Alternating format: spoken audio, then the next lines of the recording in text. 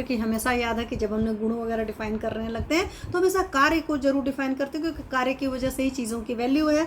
तो रक्त के कार्य में कहा गया है, सारंगधर के उत्तरखंड में कहा गया है कि रक्तम सर्व शरीर से जीव से आधारम उत्तमम। तो जीव का जो आधार है उसमें सबसे उत्तम चीज है पूरे शरीर का, वो रक्त है, ये सारंगधर जी ने कहा है। फिर चरक सूत्र स्थान 24 में क्या कहेगा, तद विशुद्धम ही रुधिरम बलवर्ण सुख आयुषा युनक्ति प्राणिनम प्राण शोणितम ही अनुवर्तते। तो तद विशुद्धम ही रुधिरम, वही विशुद्ध रक्त है, मतलब उसी को बोलेंगे विशुद्ध होगा, जो कि आपका बल वर्ण सुख आयुष सभी को मतलब मेंटेन करेगा। तो अगर आपके अंदर बल की कमी है तो हो सकता है आपकी रक्त धातु या रक्त सही नहीं है आपके अंदर। और हमेशा देखते हैं अगर चाहे आपके पास हाई बीपी का पेशेंट आता है, चाहे लो बीपी का पेशेंट आता है, चाहे ब्लड की कोई और डिसऑर्डर का पेशेंट आता है, उसके अंदर वो बल वो ताकत नहीं होता है। और बल का मतलब दोनों होता है, शारीरिक बल और मानसिक बल, ठीक है। हालांकि एक बल और होता है, एक आत्मा का भी बल होता है। वर्ण एक कॉम्प्लेक्शन से एकदम क्रिस्टल क्लियर समझ में आ जाता है। अगर किसी को भी कॉम्प्लेक्शन की प्रॉब्लम है तो वहाँ पर बड़े आराम से आप समझ सकते हैं कि हमें रक्त को शुद्ध करने वाली चीज़ें देनी है या रक्तपाचक देने हैं।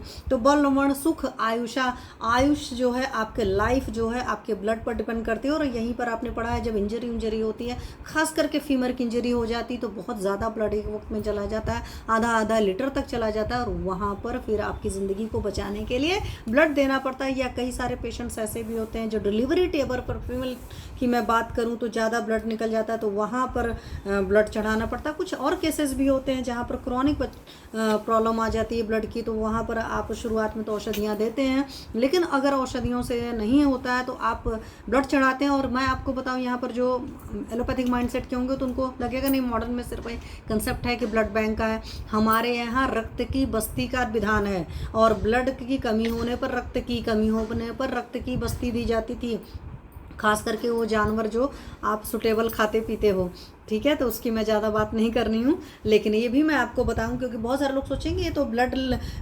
ट्रांसफ्यूज़न का कंसेप्ट एलोपैथी का है, ब्लड को प्रॉपरली बस्ती के थ्रू देना और आपकी बॉडी उस चीज़ को एक्सेप्ट भी कर लेती है। तो ये चीज़ भी कंसेप्ट आयुर्वेद में बहुत अच्छी तरीके से है।